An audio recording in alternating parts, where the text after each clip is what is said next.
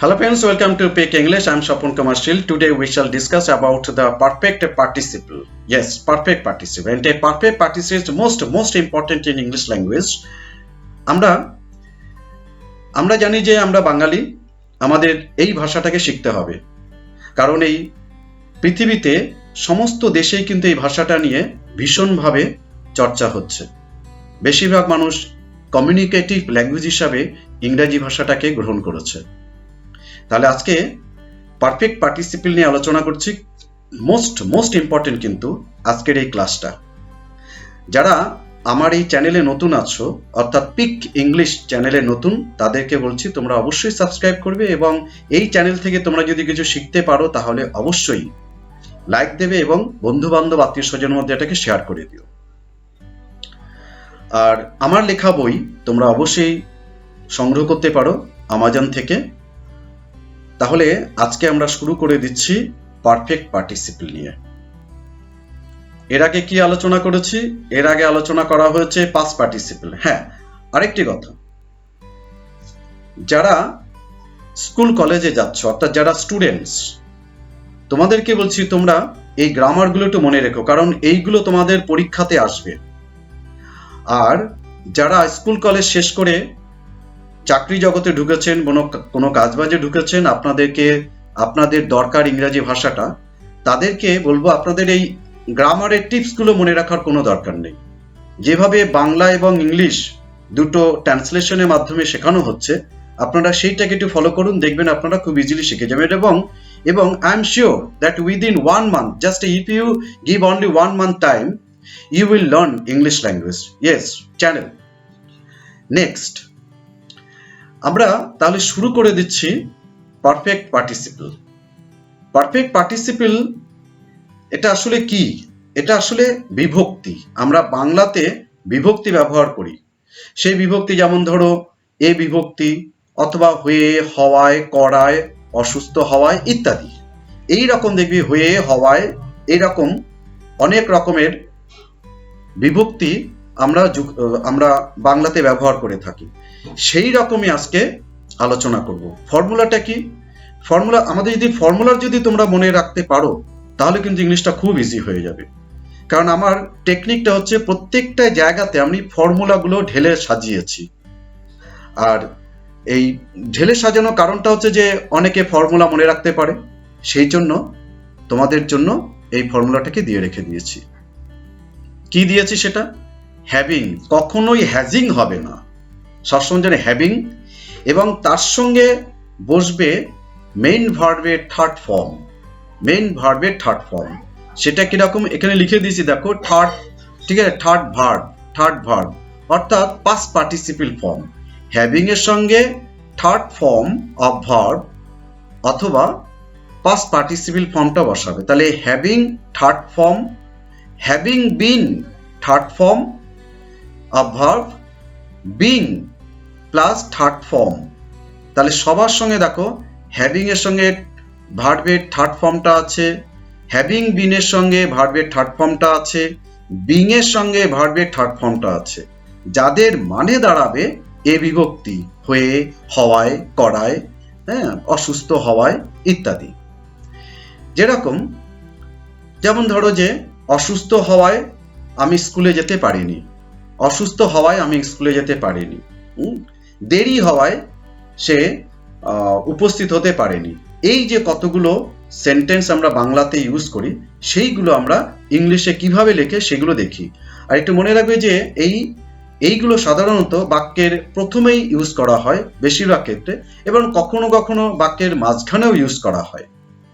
তাহলে কিরকম? Having fired Kunwar Singh went into the jungle. গুলি করে, তাই না, গুলি করে কুঁয়ার সিং জঙ্গলের মধ্যে প্রবেশ করলো। কুঁয়ার সিং জঙ্গলের ভেতরে ঢুকলো। Having swallowed a frog the cat started to cry. Having swallowed অর্থাৎ কাঁটা, সোয়ালো মানে গিলে ফেলা, কাঁটা গেলায় বেড়ালটা চিৎকার করতে লাগলো। বেড়ালটা ডাকতে লাগলো বা চিৎকার করতে লাগলো। যেমন আমাদের গলাতে যদি কাঁটা ফোটে তখন আমরা চিৎকার করি, বা তাই না, ব্যথার জন্য। ওই জন্য বলা হচ্ছে হ্যাভিং সোয়ালোড এ ফগ কাঁটা গিলে ফেলায় বেড়ালটা চিৎকার করতে লাগলো। Having written a poem I recited it. Having written a poem I recited it. একটি কবিতা লিখে আমি এটা আবৃত্তি করেছিলাম। একটি কবিতা লিখে আমি এটা আবৃত্তি করেছিলাম। তাহলে এইভাবে কিন্তু হ্যাভিং দিয়ে কত রকমের সেন্টেন্সগুলো তৈরি করা যায়। আমি একটু সেন্টেন্সটা বেশি করে দিয়েছি যাতে কিনা আমরা প্রচুর সেন্টেন্সগুলো শিখতে পারি। হ্যাভিং বিং লকডাউন, তোমরা জানো যে এখন করোনার আবহাওয়াটা চলছে, মেনি পুয়ার পিপল ডায়েড, তাই না? ওই জন্য হ্যাভিং বিন লকডাউন, তাহলে লকডাউন হওয়ায় মেনি পুয়ার পিপল ডায়েড, অনেক গরিব লোকেরা মারা গেছে। Having been deceived by him I cut off the relation with him. Having been deceived by him, তার দ্বারায় প্রতারিত হওয়ায়, তাই না? তার দ্বারায় প্রতারিত হওয়ায় আমি তার সঙ্গে সম্পর্ক বিচ্ছিন্ন করেছি।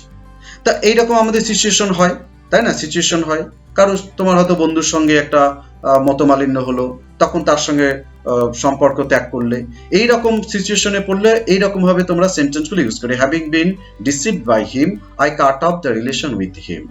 Having been pleased with her behaviour I praised হার।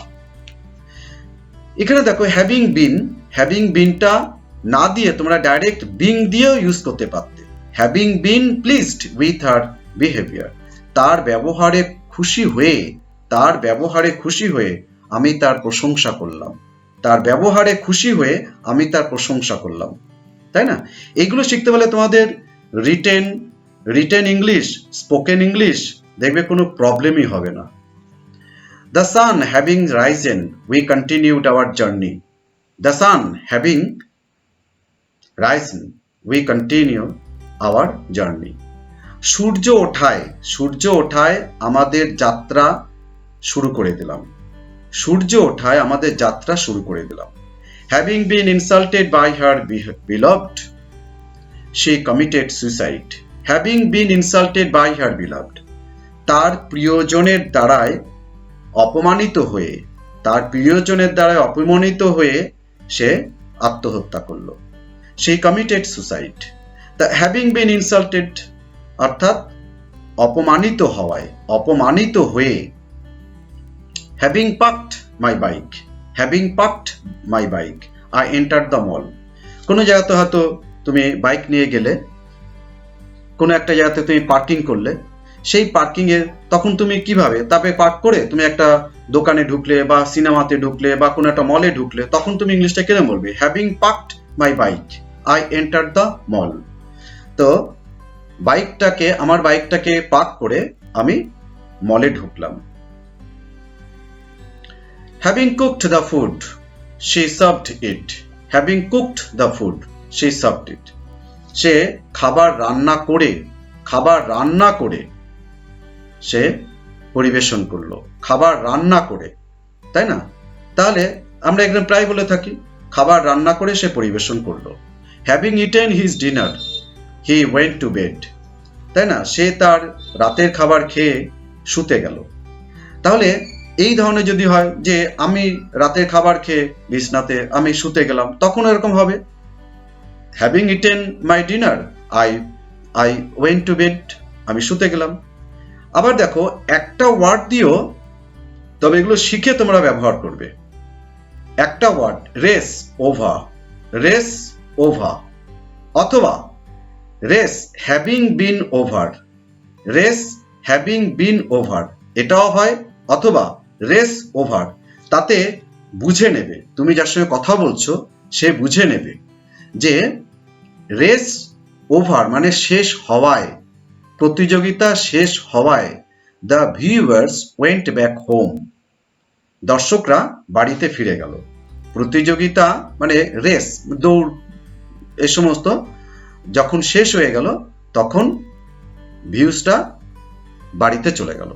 তাহলে এই রকম race over the viewers went back, প্রতিযোগিতা শেষ হওয়ায় ভিউয়াররা বাড়িতে চলে গেল। তাহলে দেখা গেল যে এই হ্যাভিংটা কিভাবে ইউজ হয় আমরা এটা শিখে নিলাম। এখন আসি এই হ্যাভিং বিন সমান সমান বিং, হয়ে হওয়ায়, হয়ে হওয়ায়।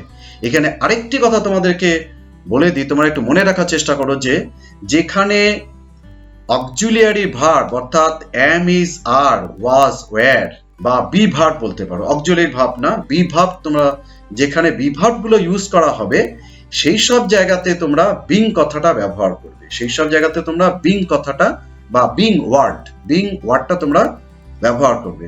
এই দেখো লিখে দিয়েছি, in case of be verbs that is am is are was were, এইগুলো যেখানে আছে, যে যে সেন্টেন্সে আছে বলে মনে করো, সেইখানে তোমরা কিন্তু বিং কথাটা ব্যবহার করবে। কিরকম? Being tired. আর এইটা নিয়ে আমরা আলোচনা করব যখন কমপ্লেক্স সেন্টেন্স থেকে সিম্পল সেন্টেন্সে আসবো বা কম্পাউন্ড সেন্টেন্স থেকে সিম্পল সেন্টেন্সে আসবো, তখন আমরা এইটা তোমরা আরো ভালো করে শিখতে পারবে। তবে আজকে আমরা শিখছি কিন্তু বিং দিয়ে। Being am is are was were থাকলে অবশ্যই বিং ব্যবহার করবে। Being tired, the old man could not go further, তাই না? দুর্বল বা ক্লান্ত হওয়ায়, ক্লান্ত হওয়া ইংলিশটা কি? Being tired. ক্লান্ত হওয়ায় বৃদ্ধ লোকটি আর যেতে পারলো না, বৃদ্ধ লোকটি আর যেতে পারলো না। He being absent everything went wrong, তাই না? তার অনুপস্থিতিতে, তার অনুপস্থিতিতে, অথবা আমরা বলতে পারি যে বিং অ্যাবসেন্ট অর্থাৎ অনুপস্থিত হওয়ায় এভরিথিং ওয়েন্ট রং, সবকিছু ভুল হয়ে গেল, তার অনুপস্থিতিতে সবকিছু ভুল হয়ে গেল। The sky being cloudy we shall not set out, আকাশটা মেঘলা হওয়ায় আমরা যাত্রা শুরু করলাম না, আমরা রওনা দেব না। আকাশটা মেঘলা হওয়ায় আমরা রওনা দেব না।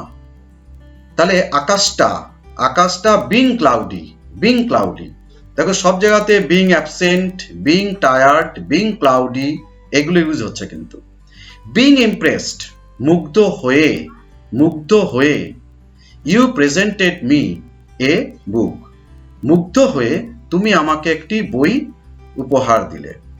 Being very poor he could not prosper in his life, অর্থাৎ বিং ভেরি পুয়ার, আমরা প্রায় এগুলো বলে থাকি যে সে খুব গরিব হওয়ায় সে তার জীবনে দাঁড়াতে পারলো না, তাই না? তাহলে সেই ধরনের সেন্টেন্স কিরকম? Being very poor he could not prosper in his life. He is known for being punctual and honest in his duty. Being dissatisfied I resign the membership. The song being applauded she was awarded. The song being applauded, গানটি প্রশংসিত হওয়ায় সে তাকে পুরস্কৃত করা হলো, গানটি প্রশংসিত হওয়ায় তাকে পুরস্কৃত করা হলো। তাহলে এইভাবে তোমরা লক্ষ্য করলে যে বিং দিয়ে আমরা কত রকম ভাবে সেন্টেন্সগুলো তৈরি করতে পারি, এবং হ্যাভিং বিন অর্থাৎ পারফেক্ট পার্টিসিপল দিয়ে কত রকম ভাবে আমরা সেন্টেন্স গঠন করতে পারি। এবং এই পার্টিসিপলটা most important in English language.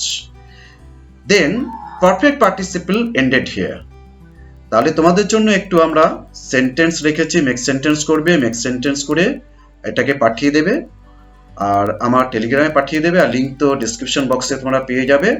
আর আরেকটা কথা যে increase your stock of words. কি করে? বিভিন্ন রকমের জার্নাল পড়ো, ইংলিশ জার্নাল পড়ো, ইংলিশ নিউজ পেপার পড়ো, খবরগুলো দেখো, ইংলিশে কি করে টক শো গুলো হচ্ছে সেইগুলো দেখো, তাহলে তোমরা স্টক অফ ইংলিশটা তোমাদের বাড়বে এবং স্পিকিং পাওয়ারটা অলসো উইল ইনক্রিজ। এর পরবর্তী ক্লাসে আমরা আলোচনা করব gerund will be discussed to the next class. পরবর্তী ক্লাসে আমরা জেরান্ট নিয়ে আলোচনা করব। তবে যাওয়ার আগে তোমাদেরকে আরেকটু মনে করিয়ে দিই, এই চ্যানেল অর্থাৎ পিক ইংলিশ চ্যানেল থেকে তোমরা যদি কিছু শিখতে পারো তাহলে অবশ্যই একটা লাইক দেবে এবং বন্ধু বান্ধব আত্মীয় স্বজনকে শেয়ার করে দেবে। আর তোমরা যারা নতুন দেখছো তাদেরকে বলছি তোমরা অবশ্যই সাবস্ক্রাইব করো, যাতে আমার এই ভিডিওটা সঙ্গে সঙ্গে তোমাদের কাছে পৌঁছে যায়।